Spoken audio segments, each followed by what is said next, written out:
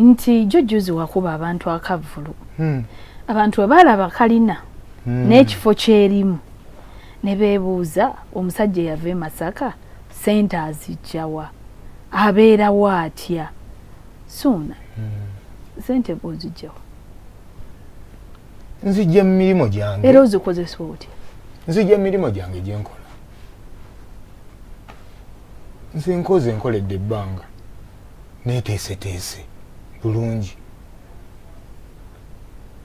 nkola emirimu gyange egy'enjawulo nseetinze ebintu byange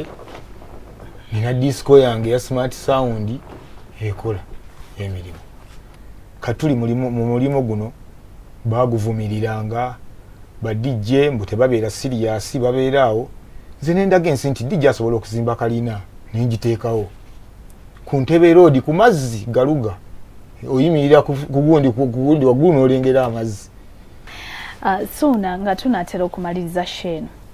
nina ekibuzo kyesaagala kuva wano nga sikubuuzizza bintu bingi ebibadde biyitingana ku mikutu emigatta bantu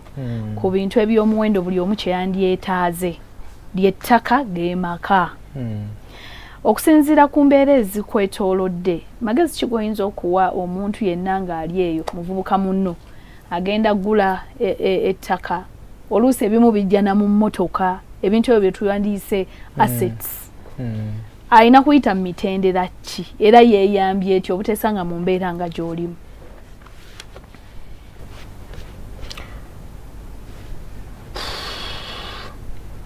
teweesiganga omuntu yenna tofulutukanga eyi n'ogamba mbu neesize omuntu ono 100 ku 100 abantu osobola okulengera ekifaananyi ekirala kungulu wano naye nga munda omutima mulala nnyo kati nze ezimu ku weaknesses ze nnina ng'omuntu era ze zimu ku zinkyankalanya ne relationships zange ebiseera ebisinga kwe kwesiga omuntu ne muta nze siina nnyo kamanzi kakubeera ku muntu nga mufuukidde akabasa kati abantu beeyambisa nnyo embeera eyo oluusi ne bankolerako effujjo goberera emitendera gyonna nga bwe girina okuba tokyamuka bakulagiridde ewantu ewasava mb'osooka odduka ogenda emisinde galaba okwata mu nsawo osasula sooka okole risaaki waliwo ebintu bye tulina okusooka okukola ng'ovira ddala ewa chairman kwero si wano mpaka ku batuuze otambuze mpolampola ebintu ekintu ekitali kikyo oyinza okwanguwa gwe n'ogamba nedda okupapa kulungi nnyo n'opapa n'ofuna mangu nedda ekintu ekiba nga kiriba kikyo Mukama Katonda era akikwata n'akola ki n'akikuwa akalowoozo kange kali aka lekera okwesiga omuntu 100 ku 100 werekerangayo. Okay. Suuna singa oyimirira mu baana abakola journalism and mass communication kiki oyinza obbagamba journalism yeetaagisa ki ne mass communication? First of all nga tonnaba kulowooza ku kintu kirala kyonna eno gye tuli talent yefuga tokeera ku makya n'okeera n'olaba Sanyulo Biramu eruka ng'ali ku TV Obuganda bwonna nga ne Ssaabasajja kwali alaba n'ogamba nti nno mukyala nga wa kitalo nnyo nange engeri gye njagala okubeera ng'ow'ekitalo oyo kaŋŋende ensoma ebintu ebyo ojja kubisoma obimalirize bulungi obigguse naye nga tolina art oba talent nga togirina osembe nakyo ebintu bino birina kusooka kubeera mu ggwe munda ng'okuza entunnunsi ozibulira nga tobiguddeko nga accident guno omulimu bangi bagulimu naye gubafuukidde akabasa baaguyingiza akamanzi naye gubafuukidde akabasa ne mubeeramu n'abantu naye ng'ekiyi bizinesi kimugaaniridde lwa nsonga yakiyingiza pressure bannanga abakyala bano banyiririra ku TV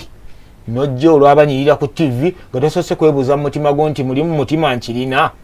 kubanga omuntu okubeera okusucceedinga mu kintu kyonna olina by'osooka okwerekereza ng'omuntu ekintu kyo n'okiwa n'obudde naye ng'ekintu obadde tokyagala ng'obuukidde kibuukire ebyo byonna byonna tosobola kubirowoozaako bangi bituviiriddeko okuba nga tuzze mu bintu bino ne tubyetamwa n'ogamba nti bannange nze ntamiddwa amawulire bageevuma nnyo okimanyi nti omulimu guno bagwevuma bangi mwana wani gwotwala amawulire ab'amawulire tebaba na ssente nga tuffe tuzirina awo nno we mbadde nzija nti jjujjuzi wakuba abantu akavvulu abantu abalaba kalina n'ekifo kyerimu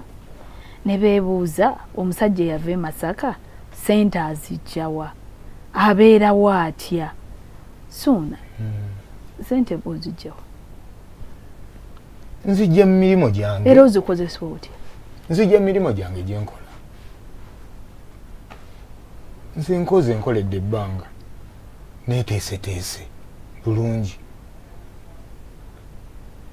nkola emirimu gyange egyenjawulo nseetinze ebintu byange nina disco yange ya smart sound ekola emirimu katuli mu mulimu guno baguvumiriranga badijje mbu tebabeera siriasi babeeraawo nze nendaga ensi nti dijja asobola okuzimba kalina nenjiteekawo ku Ntebe Road ku mazzi galuga oyimirira ku gundi waggulu n'olengera amazzi. Ssuuna nga tunatera okumaliriza Shane, nina ekibuzo kye saagala kuva wano nga sikubuuzizza.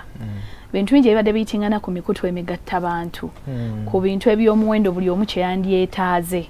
ly'ettaka geemaka. Okusinziira ku mbeera ezikwetoolodde, magezi ki goyinza okuwa omuntu yenna ng'ali eyo muvubuka munno agenda gula ettaka oluusi ebimu bijjana mu mmotoka ebintu ebyo bye tuwandiise assets ayina kuyita mu mitendera ki era yeeyambye etyo obutesanga mu mbeera nga gy'olimu?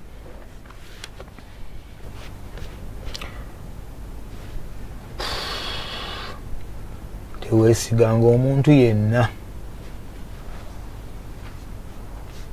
tofulutukanga eyi n'ogamba mbu neesize omuntu ono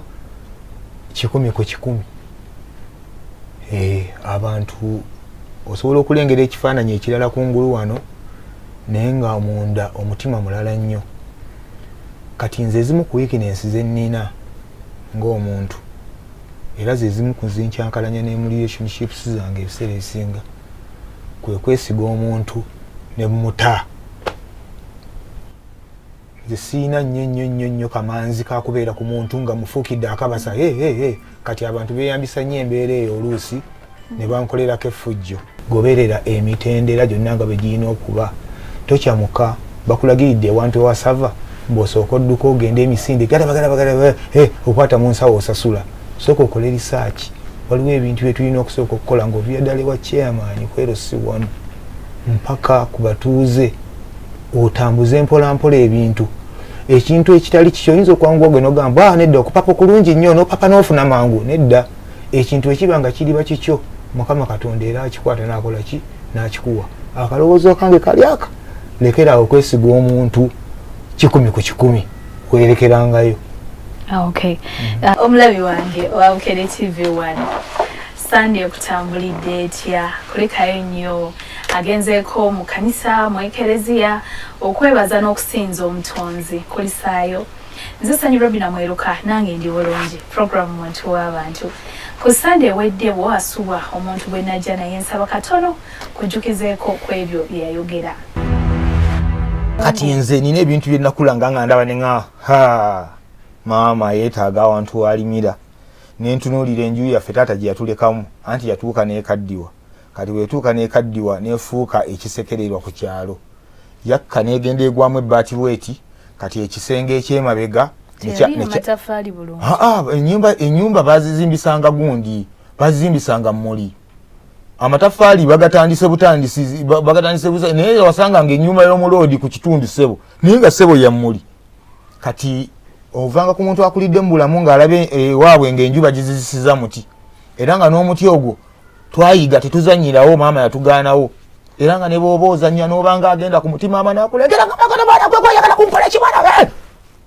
Ate oba ekiseera bwe kyatuuka eky'okumenya enju eyo babeeko kye bateekawo yayita abantu ne bategululawo omuti bannange twesake olwagujjawo omuti ekisenge kyonna ne kiyiika ne kigwa wansi. Kati nze baliiramu embeera eyo ng'enkuba etonnya ne babasika ne babaza eno mu nsonga ne mubeerawo bwe buti paka enkuba bwegira ne musiimuula awo ne muddamu ne mwebaka. So kakati embeera eyo nze nenkula nga ngiraba. Oyo ye mulangira, omulangira Ssuuna Ben ngala akagenda ku radio nasoka kweyita omulangira Ssuuna akati ateraba n'ebiseera ebyo OS bwe yasambira akajji nga naye yeyita omulangira Ssuuna ngayimba sina John oli mulungi nakudata nawe luli si lwe lwasooka luli nakudata ate yakijjayo nnyo kati abantu bambuuzanga kati jabalako muganda wange abakubye esimu wamatu wantu akana omulangira Ssuuna ayimba nebuga siyenzi kati nalaba mpozezza nnyo nejjako neŋŋaana lwaki soogera ddala amannya gange ge bantuumye waka Ssuuna Beni nentandikiraawo omulabi waffe Sunday ewedde twasemba nga tuli mu kumunyumiza nali nkubuuza ku obwaserebu bw'e Kampala ne Masaka n'okigaziya n'onyinyonnyola bwe wajja mu radio briefly naye kati njagala tutandikire mu kibuuzo kye nakuleka nga kihanginga Sunday ewedde wali oŋŋamba nti bwe wava ewaka nga tekiniko mama talina ssente ebyamakanika byaggambye waliwo obwali busigadde obuntu bwa muzeeyi obuzindaalo bwe butyo kati n'ogenda ewa munywanyi wo lwakuba erinnya ndyerabidde akola mu saaluuni Abedi magezi n'omusomeramu nti tutandike okukola buteepu nga tuguza bannamasaka njagala tutandikire awo Abedi akigula atunulira ekisaaluuni nga wekiri kinene naye ng'akozesaako akantu katono waliwo n'omukyalo omulala era mu nyumba yemu eyo nga bamuyita maama Nashimu nga ye atundirawo Bongo kati ngaliwo ekidirisa nga kiryawo nga kikalukalu kati bwe mbisomeramu Abedi akibayinga ate nga ne taata wange baali bamumanyi abatulaba ab'e Masaka basiigire ekifaananyi Abedi oyo yali sayidi ki mu Masaka kakati bw'oyingira twasookera nze we nagendere wa Abedi okumusaba yali ali awo ku mulyango oguyingirira ddala mu paaka omulyango oguyingira mu paaka waliwo saaluuni eyali eriwaawo kakati Abedi ng'omwo mwakolera kakati we twasooka ne tubeera era ne ntandika okukolerawo mpola mpola nga naye nasooka kuyimbisa buyimba naye nga tesiinawo teepu n'emu erimu nga siinawo teepu n'emu nga bw'ogamba nti nsubudde ntaddewo kakati nembeerawo kati Abedi nangamba naye gwe ng'oyimbisa teepu z'otunda ziriwa nomugaa sinafuna capital siina ssente naŋŋamba nti tugende wali gundi ku Midland nsobola okwogera ne Grace n'akuwa teepu nga buli gy'otunda ng'okola ng'omuddiza ez'obusuubuzi ezize okusinga olwo ng'osala nnyimba z'abaani natundanga teepu kati teepu ogera ku nnyimba ezaali zituntu mu biseera mbadde manyi nti nno waddiranga ennyimba bwe n'ozisala n'oziteeka ku teepu oba wagulanga teepu nga ya muyimbi nasuubulanga teepu ya muyimbi ejjudde kati ebiseera ebyo waliwo zihiti nga mugundi Mentoni Kuno negundi kuzi yayimbanga nani omugulu teriyo mwenge wede tugunya kati waliwo ba chance na Lubega gumo omwoyo eyansi eiba waliwo ba gundi omulenzi yansima oba wetawete enjukira ku hiti ezakolanga ebiseera ebyo abantu ne bakyama ezo gundi Gatwidi Nalule n'agenda afulumya Liberato fumita lindazi atayina ssente tafumita lindazi ifumito yayina zinasasula umula zijukire ennyimba ezo Kafeero nantabuulirirwa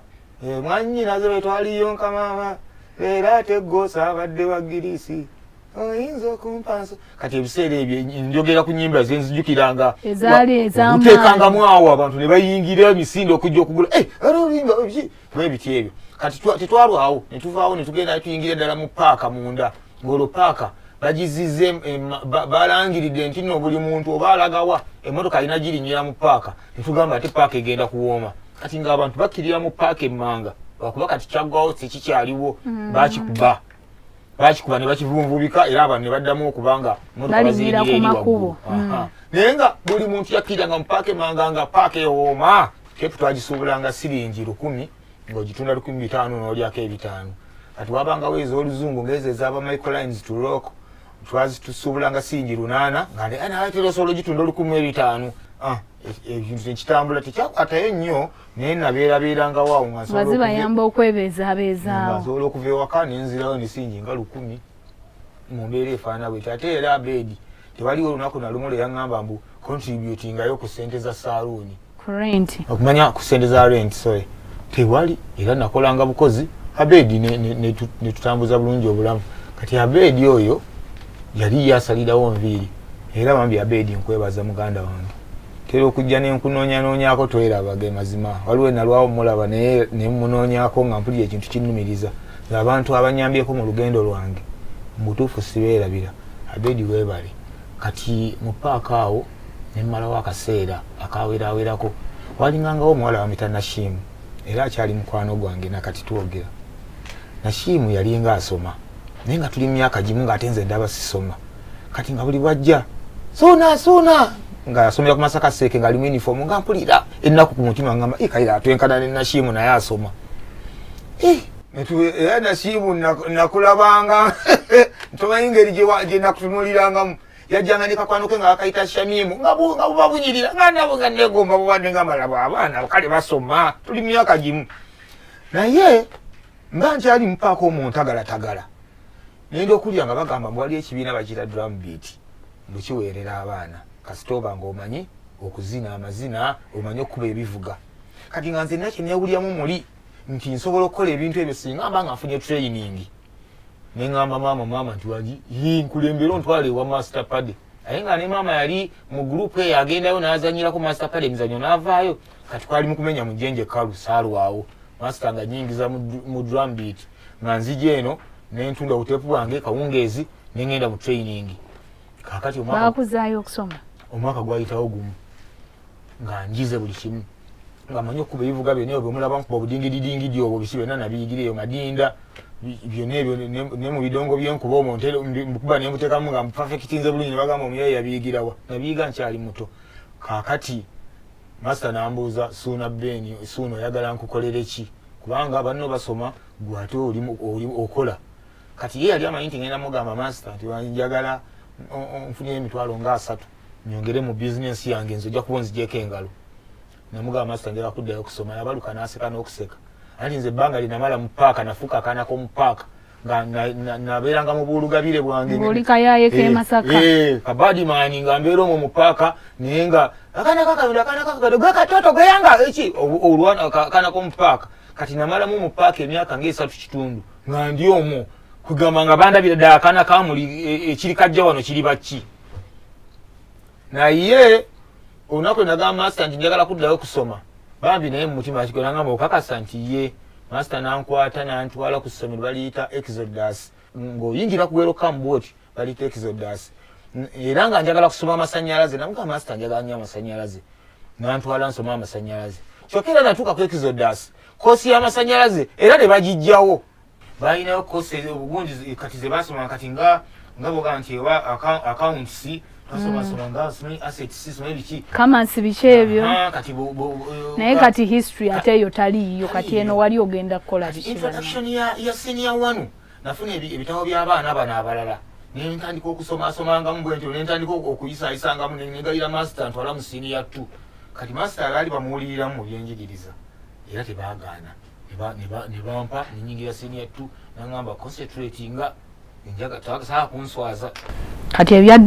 drum beat nosooka obivaako sabiwumuza kati ate kati nava mu buteepu eri nenvaayo a business nenkalekera Abedi ye nga atambuza ye nga abeerawo abikola sale enviiri omuntu wajja nga ayagala ogundi nga agenda wali nga amuguza bwetyo kati kagendayo kulambulayo bulambuzi katono nenconcentrating mu drum beat n'okusoma nakwatako ku lumwe kubona ennyingira paaka nga nyambadde uniform paaka yakuba enduulu okuva ku mulyango abange ateka kati mulabe suna jewa uniform gwananga kana kaze okusoma gomenye kubakana akayiribiko omupaaka nga buli omutakulaba musuubi ddala ne bakulanga oli mu uniform banaye katonda nga wakuyinza ani yazizaayo no mwana ku ssomero nga nsoma senior 2 kakati nga gundi nga senior 3 esendesera ate akabasa nga bigana tugenda tamu ey'okuyita ate trip yogenda ebweru ejja kugenda e Sweden katusooke tuwummulemu program muntu w'abantu omulabi wange tuwummulamu katono ebinyuma bikyajja totuvaako katundu kaffe kakubiri mu kitundu kino ekyokubiri ne Sona Ben tuwummudde azeeyo okusoma oluvannyuma lw'emyaka 3 kitundu nga tasoma ali mu kuyiririra mu paaka senior 3 opportunity ejja waliwo abagala ogenda Sweden drum beat ng'ekibiina kye nalimu kiri bakiyita ogenda Sweden waliyo cultural exchange program waliyo Reverend Semakula yali atutwala kati nga ku line up gasobola kubulako nali mbekete nnyo nga mmanyi buli kimu batwala abaana 8 nga naye kuzeesooka ku lukalala kati tugende Sweden ennyonyi nali manyi ogiri nnyo wano jojuzi mwe mwasooka e Dubai ati munnange nabinnyonnyolanga abantu nga tebabitegeera naye nze manyi kimu nti akaseera kabaayo akatuufu omuntu wategeerera ekintu olaba waliwo omuntu omu gwe nali naye nali nkola research nangamba omutubuulize lwaki Sona alina amaalo opportunity yazze simanyi omugago we yali abatwala UK I think nga tunagenda Dubai Sona ebyewaabwe ndoza ne bimugamba tolinnyanga ku nnyonyi opportunity yagiganye kati nenga naye mbali manyi nti otandise wano jojuzi ngoze Kampala nedda nzogenda okulinnya ennyonyi e Dubai nalinnya dda ennyonyi za mirundi 2 kubanga era bwe twamala okuva e Sweden ate era opportunity endala yajja ate era ne tuddayo eri Sweden omulundi ogwokubiri twadde ate era nga sirina director waffe kati nze nkuze mbugumiziddwako kutulavolinga ng'ebyo mbitegeera era just nze naagala kulaga abantu mbu ndi excited nnyo olw'okuba ngenze nti ni ennyonyi e Dubai naye nga wali obimanyi nali nze tufumba kintu kyaffe bantu kutwaniriza nga bannamasaka anti kati omanyi nze ebimu ku byokulwanyisa byange byennina nze nkupima ekiti kyoyagala okundabiramu yembeera gye nkuteerawo onanyumira kundabanga fala onanyumira kundabanga ataasoma kati tolaba ne ku bizibu bino ku challenge zino zembaddemu bagamba nti no ekikulu teyasoma bagamba ono yamuleeta e Kampala kamumalemu amaalo bulijjo bamulambuza Kampala kati bwe ekikulu teyasoma kati nesiika kubanga nze nasoma ne ku university nentuuka Kampala University twasomanga ne Walugembe Moses Mpaji Faridi Bogere Moses Kyamagero Andrew mwenna babuddu team mwestra ne mga tugende tumaleko ebitabo naye kakati bw'okinyonnyola omuntu mbu natulako ne mu university nga batandika alimba birungo bw'oli oli ng'akalana omulekera waayagala okulabiramu ng'obeeraawo so kati yetuveeyo ngenda okudda nsanga abaana baayita bagenda dda mu senior 4 eyokuna nange nga ngamba ani adda mu senior 3 nga nyingira senior 4 mba nakasoma enaku nga 3 nga master gya twamukazi akola master Bigoli nga gya master Bigoli nga gamba excuse me sir there is someone here who is supposed to be in senior 3 he's hiding nga soka nzika bweki abaana nabo nga bankweka nali wa kibozibozi nga tebaagala kusuba kyayi waabwe ne babuuza komasi yali asomesa nabuuza ani yenna naga where is Sona Ben nevayo nga go back in senior 3 awaita nenganza okudda mu senior 3 waliwo essomero lyalirinkanirawo nga lyagala ngendeyo netabe mu gundi mu drama club yaabwe biki ebya entertainment Stella Maris naye nga Stella Maris nali ntyayo nga standard yawe yawagguluko nga ngamba nvuyizeeyo nze yafulukinga obufulukinzi essomero nkyavuye nenkubira mwami Buulu ne mugamba muganda nti wangi saamukubira waali mukubira saayina simu naye nga zaaliwo naye nga siina kakati nengende wa mwami Buulu ne mugamba nti ngonze nagenda ku Stella Maris ne mugamba ngonze nzikiriza okujja ku Stella ne basanyuka ne bajaganya ne bampeerawo basali kati nga nina kusasulako makkati kakati okwejja ku ssomero lino okuwetwala ku ssomero eddala kyantabula ne mukama wange master Paddy nanyiiga bwanyiiga nayagala afune okunnyonnyola okuva gyendi kati olw'amalala gakivubuka amatanta ngana okwagala omunnyonnyola ngamba nkutadde kati wanta nga nfulumya ebipale byange nga ngenda nga nyingira kaliyoki kumbe bannaye era buvubuka ndowooza matanta siwali nsonga lwaki nali ngana okumunnyonnyola n'okwetonda kubanga nejja mu ssomero gye yantwala nengenda mu ddala olw'okuba natya nali munnyonnyo ddala likitegedde kakati nenkwate nenyingira Stella Maris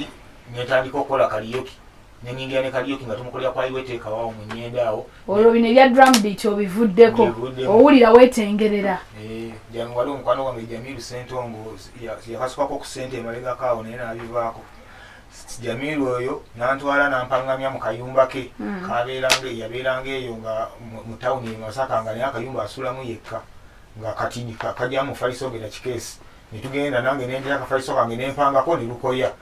nentandika okuvanga awo nga bengenda ku ssomero bwe nvaawo bwe ngenda mu Kariuki Jamiru yantwalayo kati bwe natuuka mu Kariuki banyaniriza nnyo olw'ensonga najja ne ati omupya ku stage nga nsesa abantu nga njiya busikitisi wali mu bino ebyakadongo kamu kuba ntuli ebyosinga okuyimba kati najja nenyingizaamu ati oyo kubanga nze Kariuki eddanga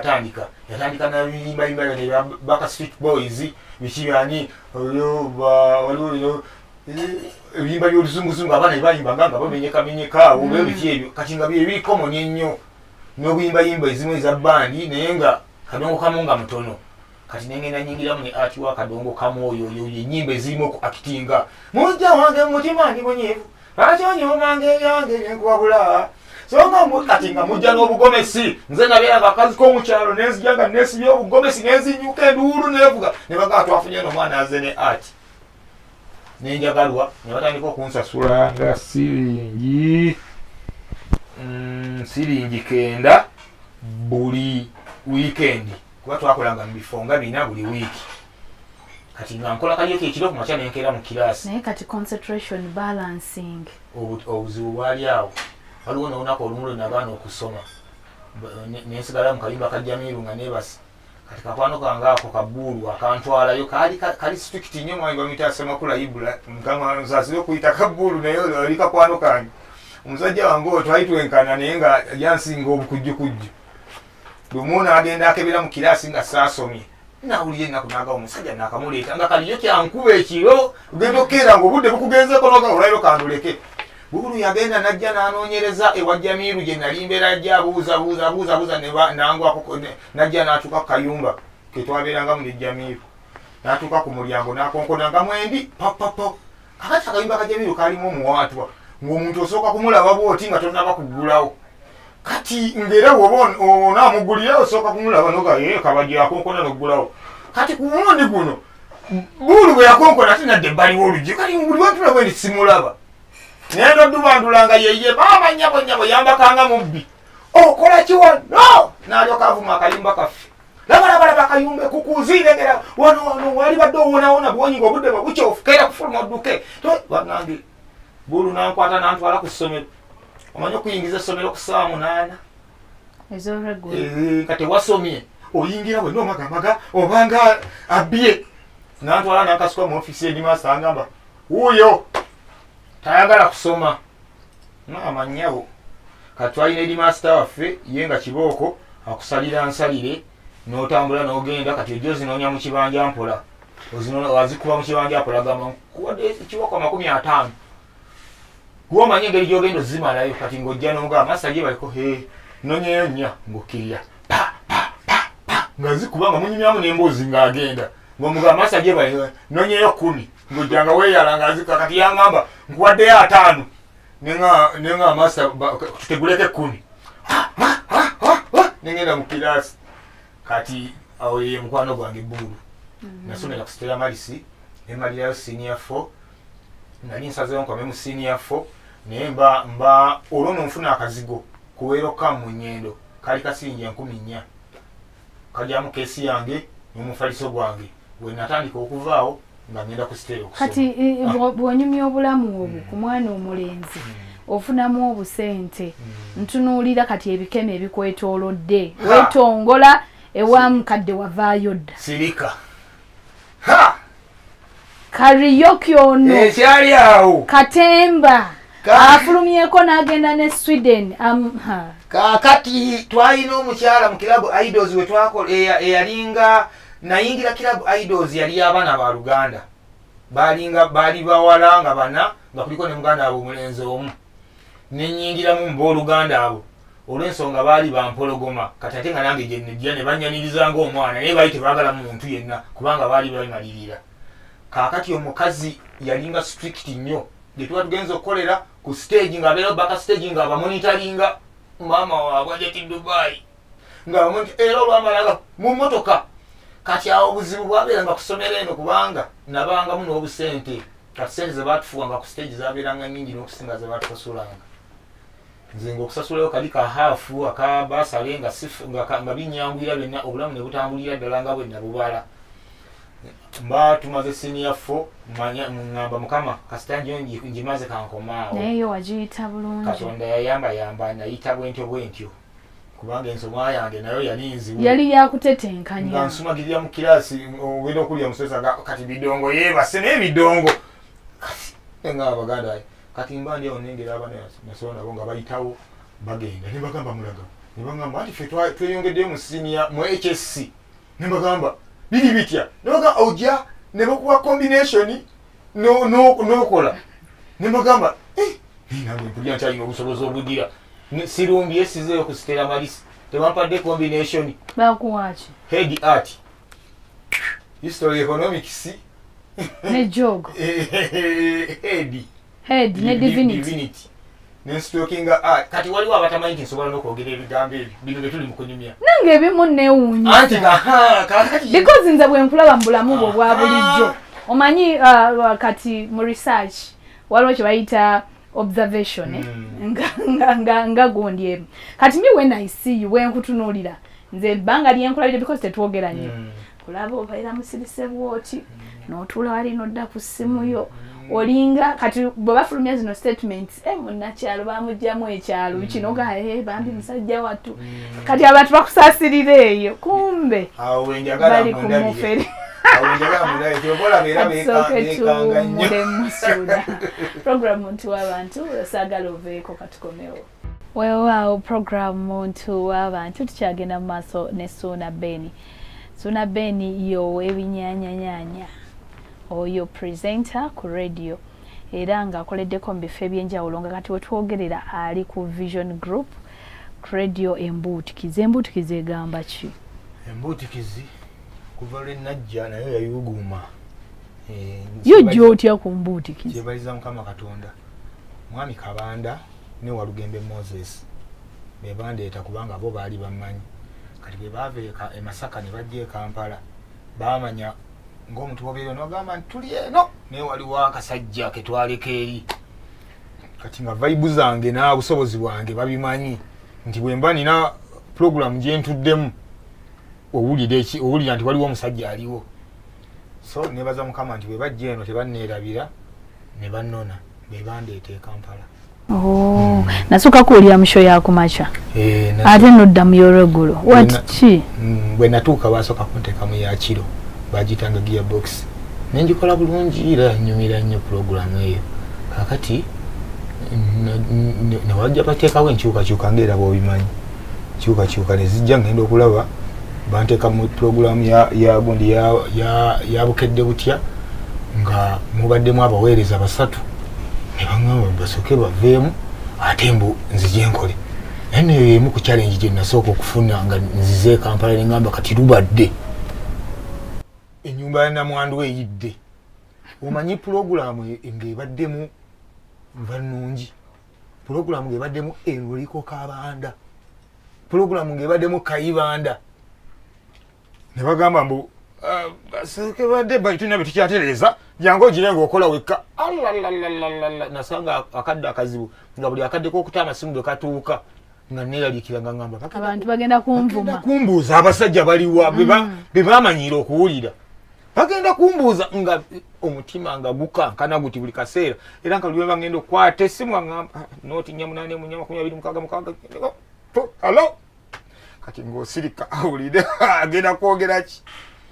Kuba munanga bawuliriza bo bwe batyo babayita bazivugira aliwo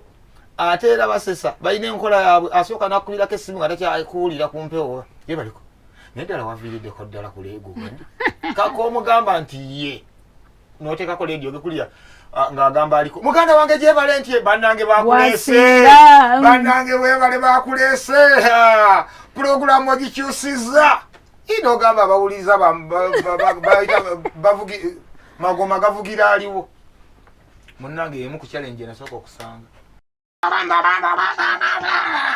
Okay, tumaze okubeera nga tusalirako ddala olubalama baana bannyabo balamusako nti muli mutya mujje baleko mwebalire ddala okukola mwebale okuyiiya nabbe tumaze okubeera nga tuyingirirawo ddala twaluwaayo ne tugamba nti buli lunaku olw'omukaaga tubeera ku Bukedde Family Radio Mbudikisi nga tukabagula ndongo eri emenya amateeka era olunaku olwaleero olunaku lumaze okubeera nga lutuukire ddala bulungi nnyo ekyenkaniddeawo bassebo ne bannyabo naye kiwulikika kityo okubanga oli omwo weeyogeza wekka gweyogera naye tamulaba tomulaba bweweesesa ng'osamubuuza munaye mwababirimu bweweesesa bw'okola ki kakati bwe twali mu training nga batusomesa okuweereza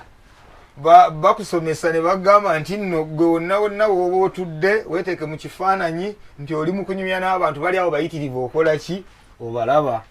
era osooka naye ne weeteeka mu kifaananyi n'ogamba nti nno singa nze mbadde mpuliriza omuntu ono nandinyumiddwa ekyo nno ne bagundi byebimu ku bukodyo nze bwentambulizaako n'endongo yange gyenkuba bwe mba nina gyendi nga ndi mu kutabula bidongo nsooka ne neebuuza singa nze mbadde wali nga nzina amazina bino byenkuba byalinyumidde kati bwe mmala okwewayalinga obulungi nentegeera nti nno nandibadde nkola bwe nti nandibadde nnindirira kayimba nga kano awo kyenkola so nange bwe mampeereza ekyo kyesooka neteekamu neŋŋamba bino byenkola ddala mutuufu singa nze mbadde mpuliriza byali mpomedde sona njagala nkutwaleko mu relationship mu bulamu bwo nga serebu oba nga public figure n'ebintu bino ebya relationship oba omukwano obisanze otya bintagazza nnyo first of all bantu batono abatwala celebrity serious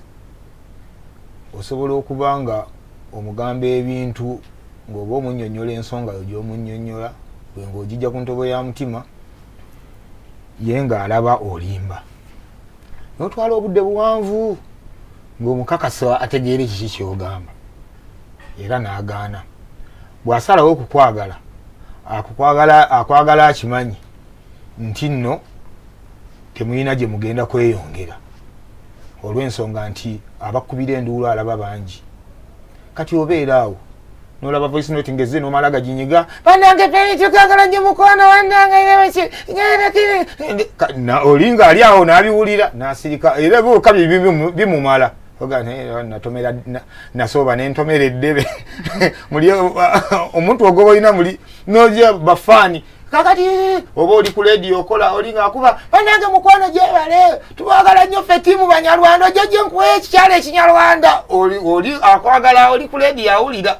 kati bireetera abantu abatwagala obutatwala serious ne bw'abanga asazeewo okukwagala akwagala akimanyi nti temulina gye mulaga bw'aba ne chance esobola okukola ekintu ekyekiyaayi agyeyambisa n'akikukola mangu kati tuwangalidde mu bulamu oba okubeeraawo nga musika busisimuguwa mu relationship nowangala noono ogenda okulya nga anyumiza oli nze nalaba ng'alimpa talina ne bwe twandibadde tayinza kugira abawala babaagala bangi gwe yagenda bw'atyo omuntu sita yeesaaga n'afuna omukazi nga n'ebintu bya industry eno talina nakyabitegeerako ng'alaba birabe naye oyinza nga tabyegomba nakubigendamu naye omukazi ayagala musimbule mwenda mugende mu ndongo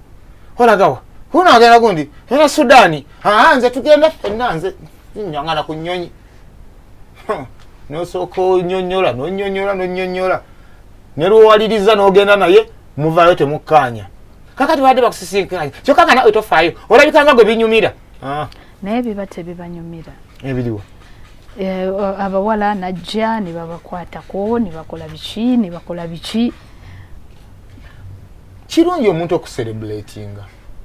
muli naawe oba obuli essanyu n'ogamba olugendo lwange oba entambuza yange ey'emirimu esiimibwa abantu abandaba nawe owulira essanyu muli mu mutima naye munnange oluusi abakuliraanye bo tebamanya abantu tebamanya nti omuntu asobola okuva eyi najja n'akubuukira naye nga osoose mulaba kwolwo era nga kwolwo lwokomye okumulaba kati twajjirwa social media nti ekintu kibaawo n'owekoboko n'akirabira mu kaseera ke kamu ow'embalala kakirabiddemu kati mu bwongo bw'abantu abasinga ne bwabeera oli najja ku stage katugeze muyimbi omuwala najja ku stage n'amukwata bw'ati ekigira abalabi mu bwongo bagamba kati alabika bwe yavudde awo ekyaddiridde omuntu ne bw'obanga obeera naye nga mutebenkevu mission ye ebeera yakubba olw'ensonga nti nno takutwala siriyasi oli wasa gwe bonna bona obalaba nti babbi saaga n'ensi eno nabulamu tujja kuwasa mukama amanyi okulonda mukama bw'amanyi okulonda osanga ali ndonda ne tuwasa naye si byangu anti katonda ayamba yeeyambye nga naawe otaddemu ku maanyi kale njagezaako okusaamu ku maanyi naye nga yeyembeera yekusanga eyo nnaku tuteemu relationship naye twadde tuli mu kunyumyamu kusoma wano ogenze ku Exodus bakuwadde head stroke art Stella Maris ensoma nensoma senior 5 ne 6 mukama katonda nanyamba nenjikuba olukumutwe olwo tonna joininga gundi ikweta eno saidi ku radio radio ikweta nagijoininga maliriza senior 6 wenamala senior 6 nengenda nenkola kwa iwe takeaway mu restaurant nga nkole mbeere eyo manju eyo mu restaurant koza bintu kumala koza bintu gira kujjako maaso awo ngoli waguno na nga ndi mediator ndi awo ate kati nayagalwanga na nnyo nga nina ebibozibozi nga mbeera awo nenjogeza bamuzeeyi be batya bamuzeeyi kati waliwo muzeeyi waswa nga bw'aba anajja yatandikiranga eri okujja okukomplaininga kati nengenda nkwata eddoboozi lye kati nange nga ngenda nendaba nga sina nnyo mirimu nengenda nentandika okwogeza muzeeyi waswa abaana ne balyoka babuna emiwabo muzeeyi waswa buyeze kubanga yagendanga n'aveina jaga bannange ebintu byonna biriwo kyamuzonna kati gwelica lyoliwa kati nagendanga nembakanga luno olusuuna nga maze kati olusi yajjanga nga waddala ne bagamba olwo olusuuna n'abagwako nga tebeetegese kati nabeerawo nga njagalwa ng'ate nkolerawo ne kaliyoki kati awo wenava nengenda ku radio ikweta nali ku kistage kyange omwami bamita Dickson Sengonzi nantwala ku radio yandaba nga tukola bi stand up comedy bino ojja ku stage n'okwata omuzida n'oyogera agagambo katwaga ntwogera ebibozibozi abantu ne baseka Dickson najja nampita nangamba nti osobola okukola ku radio ngamba nedda nenga nali njagala nenga nti osobola ebibadde onyumya ebyo kusobola okunyumira abantu ku radio Dickson nantwala ku radio ne bampa omulimu ku radio ikweta nensangayo mwami bamuyita DJ Nsamba ne bamunkwasa nenkolako naye katono ne bampulira nti nsobola ne bampa nga biriko ebbaluwa nti tukurecruitinze oba byajjangu kolako genda tebyaliko nnyo kwekwasa just talent nga bw'omanyi radio ezebbali eyo balina ebintu bye batalingirizalingiriza nnyo ate naawe nga wali tolina kyoyagala nti musaala bikinga oli awo nange nayisagala musaala kuba nakolanga kwayiwe teekaawe ate nga bwenzijeno nga ndyayo emmere kwayiwe twalyanga emmere tuwummulamu katundu kakusatu tudda n'akatundu kaffe akasembyeyo mu kitundu kino tova ku Bukedde TV1 Suuna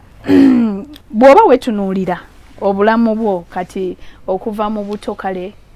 mpaka wano wetwakakoma okunyumya ng'ogamba nti oyimbye karaoke biki omaze ogenze bakuwadde omulimu ku Equator biki by'osobola okukauntingako oba kwesigamako n'ogamba nti bino bwe biti bye byali binvuga ebiseera ebyo era byanyamanga okumpesa opportunities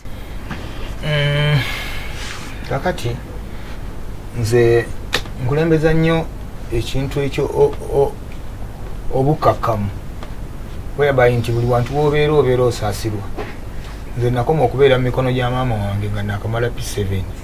abaddirira bonna baali bayambiyambi abantu ono nakukwatako linakukwatako naye kati fe abantu abawangalidde mu kuyambibwa ensi olina kusooka kubeera mukakkamu nabugundi namwesigwa ebirala ne bikugoberera kati aye nayambibwa nengenda mbanga mu field ya entertainment eno ebintu ebisinga byonna nga nsobola okuwambagatana nabyo tiwensanga kino nsobola okukibuukira nsobola okukola kino nsobola okugira kino mu gundi ya entertainment bwentyo nenyambibwa nti buli wantu wenatuukanga obulamu bwanyanguyiranga oba banyanirizanga oba baŋŋumiranga bampanga opportunity okusobola okubeera nga neyongerayo nenkola kyekyo kiyinza n'ensonga ey'okubiri nebaza Mukama Katonda nti nalabira nnyo ennaku mu bidongo naddala nabiyingira nkyali mwana muto nnyo nze nabeeranga mu bidongo eyo ku mbaga ng'abantu bandaba nga bagamba ne kati kano akaana tekasoma naye mu butuufu nga nnaku ya nsi ye ntutteyo naye ng'omuntu abeera akikubuuza ekintu ng'ekyo kati nze neebaza Mukama Katonda nti embeera yonna yonna gye nayitamu nga nvumirirwa balaba akaana akato akayiribira mu bidongo kakola ki nsitula emizindaalo Mukama Katonda akikyusaamu n'agenda akimpeeramu essanyu kyolwaleero nnyimirira ku stage nga ngenze kuba bintu byaffe bye twakeera ku makya ne tweyiiza n'embazira ttone nga binyimiriza ku stage ez'amaanyi nze mbaddeko ku stage ne ba international artist ab'enjawulo mbaddeko ku stage baka stage nga ntudde wano nga gundi nga Fireboy atudde wano ntudde wano mbaddeko baka stage nga Diamond Platnumz atudde wano nga ntudde wano mbaddeko ku show nga Koffi Olomide ali wano Awilo Longomba nga hey how are you fine nga niwe nize nange tani yange etuuke ngende nkube ki endongo y'ebinyaanya kati nkyenyumirizaamu ntambudde amawanga ag'enjawulo olw'ebintu bino ngenze Cairo ngenze Dubai emirundi ebiri ngenze gundi South Africa mbikubiddeko Sudan ne Qatar kati yona kisa kya Mukama Katonda nti ebintu olugendo Mukama Katonda lwe yansetingira yalukyusa n'agenda alumpaamu ebibala ebirungi. Okay. Kati wagenda wamala senior 6 ongambye wa joininga Kampala University. Wasomayo biki course ki? Mass communication, media and mass communication. Oh. No jumala. Ninjimala, ninfunayo certificate. Ninzirukayo. Nakomaawo. Nze sigenda kufiira mu kusoma era nze mbazira tone yambaddeko tuweko bitwongera ku upgrading mbazira tone genda. So nasinga oyimirira mu baana abakola journalism and mass communication. Kiki oyinza obbagamba journalism yeetaagisa ki ne mass communication? First of all, nga tonnaba kulowooza ku kintu kirala kyonna. Eno gye tuli talent yefuga tokeera ku makya n'okeera n'olaba Sanyiro Biramu eruka ng'ali ku TV Obuganda bwonna nga ne Ssaabasajja kwali alaba n'ogamba nti nno mukyala nga wa kitalo nnyo nange engeri gye njagala okubeera nga ow'ekitalo oyo kangende nsoma ebintu ebyo ojja kubisoma obimalirize bulungi obigguse naye nga tolina art oba talent nga togirina osembe nakyo ebintu bino birina kusooka kubeera mu ggwe munda ng'okuze entunnunsi ozibulira nga tobiguddeko nga accident.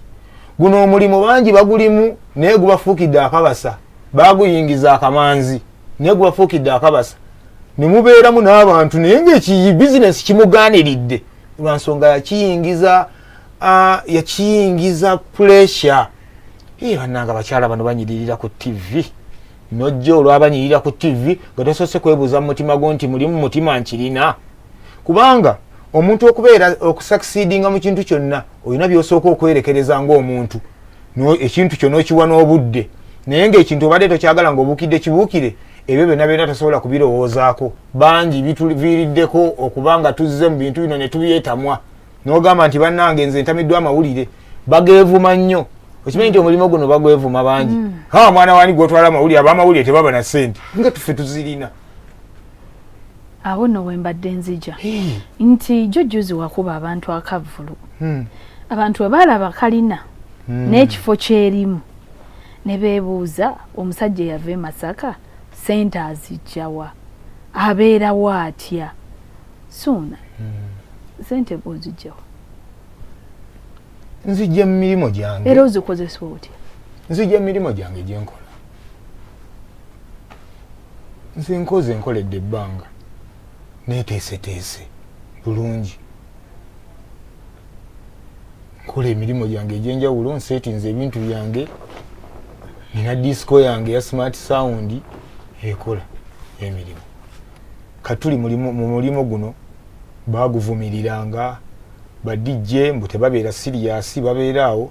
nze nendaga ensi nti dijja asobola okuzimba kalina nenjiteekawo ku Ntebe Road ku mazzi galuga oyimirira ku gundi waggulu n'olengera amazzi. Suuna nga tunaatera okumaliriza Sheno nina ekibuzo kyesaagala kuva wano nga sikubuuzizza.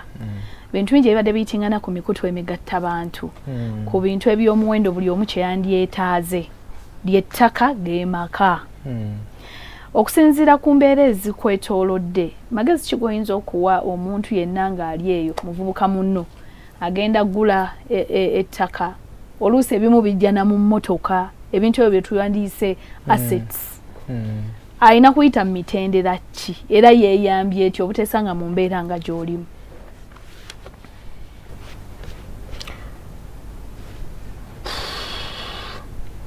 Teweesiganga omuntu yenna,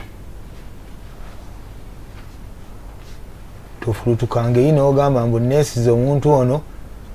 100 ku 100. Abantu osobola okulengera ekifaananyi ekirala kungulu wano naye nga munda omutima mulala nnyo. Kati nze ezimu ku weaknesses ze nnina ng'omuntu era ze zimu ku zinkyankalanya ne mu relationships zange ebiseera ebisinga kwe kwesiga omuntu ne mmuta. Nze siina nnyo kamanzi kakubeera ku muntu nga mufuukidde akabasa kati abantu beeyambisa nnyo embeera eyo oluusi ne bankolerako effujjo. Goberera emitendera gyonna nga bwe girina okuba. Tokyamuka bakulagiridde ewantu ewasava mbw'osooka odduka ogenda emisinde galaba okwata mu nsawo osasula. Sooka okole risaaki. Waliwo ebintu bye tulina okusooka okukola ng'ovira ddala ewa chairman kwerosi wano mpaka ku batuuze otambuze mpolampola ebintu. Ekintu ekitali kikyo oyinza okwanguwa gwe n'ogamba nedda okupapa kulungi nnyo n'opapa n'ofuna mangu. Nedda, ekintu ekiba nga kiriba kikyo Mukama Katonda era akikwata n'akola ki n'akikuwa. Akalowoozo kange kali aka lekera okwesiga omuntu 100 ku 100 weerekerangayo. Okay. Mpayo ba personalities 5. 5. Abayinza okwagaza omulimu guno. Ogugwo ogw'ebidongo. Guno ogw'ebidongo. Waliyo ekisajja kiri Masaka. Ekisajja kiri Masaka. Bakiyita? Bakiyita DJ Masiko. Okay. Ekisajja kirungi nnyo. Bakibuusa nnyo amaaso. Kamala okusiima Masiko bannange tebamusiimangako. Oyo omusajja oyo twayiribanga ne Masiko oyo ng'asolooza endongo yasingi 1,500, 2,000. Naye Masiko n'ajja ssente mu bidongodongo awo n'agenda nga gattagatta. Masiko aguze Masaka eno naye nga DJ mwenyumirizaamu. Musajja mulungi nnyo. Naffe katwezzeeko nze ne Mbazira Tony. Tetuli bamuzannya tasobola kutulaba n'otuzannyisa. Tuli basajja ba mutawaana. Twebaza nnyo akasajja ke bayita DJ Shiru. Akasajja ako kasajja nnyo. Amakuuli g'abadongo basinga gakuba Shiru abanga bagatukubye. Ne Shiru oyo bamukuba nnyo amakuuli g'endongo kubanga DJ teyabalwanga nga muntu. Naye Shiru alina ebintu bingi nnyo byakoze okugyayo ekitiibwa kya DJ. First of all, yeekuuma ng'alabika bulungi buli kaseera. Omuntu n'agamba nti omuntu ekitegeeza DJ asobola okuba serious. Omulimu guno yagufuula bizinensi n'oba ng'ogenda ewantu ng'ononyeyo ssente. DJ Shiru omusajja yatusooka okugenda e Bulaaya okunoonayo ssente. Nze ne gundi ne diiru y'ekkata eyagimpa nankwataganya n'omusajja nankwataganya n'abakulu be nakwatagana nabo. Kale kwe gamba olabira ddala nti omusajja omulimo weewaawo. Baliwo abalala. Kati nsimirayo mikwano gye 3. Mikwano gyange 3. Bota nayogerako abasinza okuyamba bukyanga ove Kampala. Bukyanga ove Masaka okujja e Kampala. Liri pazo lunnabe oyo mukwano gwange wowe natuukira. Muganda wange weebale nnyo weebalire ddala. Nabeera ne liri pazo nga talina yadde 10 ng'ali bubi naye nga akkiriza ne tubeera ffenna ku kafaliso ne twebaka. Ne tukeera ne tugattagatta ne bigaana naye nga weetuli. Talina lunaku lwe yanneeganya. Buladi wange weebale nnyo weebalire ddala. Nzizaako muganda wange Mbazira Tony bwe tutobye n'ensi eno. Buli kibaawo tutuula ffembi ne twekubagiriza mu kasonda nga tewaliwo balala. Pulaani zaffe tuzigattagatta babiri abalala okutuka okuzimanya. Mwebale nnyo mwebalire ddala. Okay. Nebaza mukwano gwange Walugembe Moses ne Mwami Kabanda yawe. Mwebale nnyo mwebalire ddala. Mbeebaza mwebale nnyo ne Mwami Terakaya. kale ebigambo bya Sona Ben sigenda kubikuddiramu naye olugendo lwe tutambudde naye weeks 2 namba manyi nti zibadde z'amakulu nnyo eri gwe atudde n'olaba ndowooza emboozi eno ekulaze nti osobola okuva from nobody to somebody bisoboka kasita oba n'okukkiriza era n'osalawo okukola nze Sanyu Robina Mweruka omukama Katonda akunkuumire tudde mu Sande jja n'omuntu omulala